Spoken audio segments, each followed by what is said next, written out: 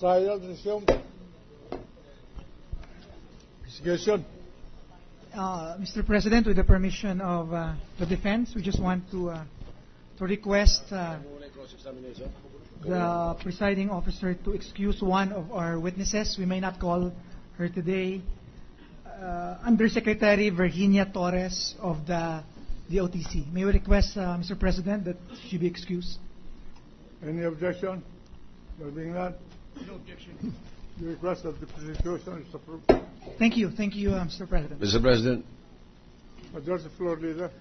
before we proceed with the cross-examination by the defense. May we recognize Senator Jingo Esto Estrada. The President pro tempore has the floor. Thank you, Mr. President. I just would like to ask some clarificatory questions addressed to the witness. Mr. Witness, are you comfortable in speaking Tagalog? Yes, Your Honor. Alright.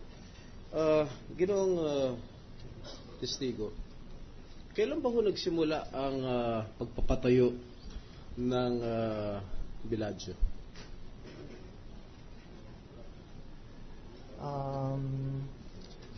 The Bellagio, should I speak in Tagalog? Your choice.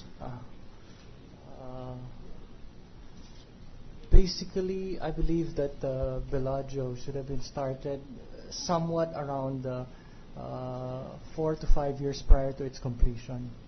Doon sa 38 story, yung completion on will take around 4 to 5 years. Yes, Your Honor. So, when did it start? 2003?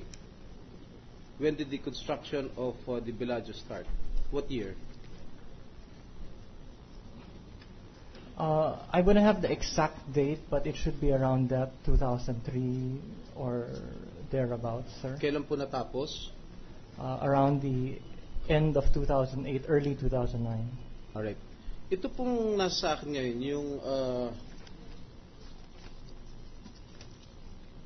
contract to buy and sell, na nakalagay po na ang purchase price nitong penthouse 38B ay nagkakahalagang 14,510,225.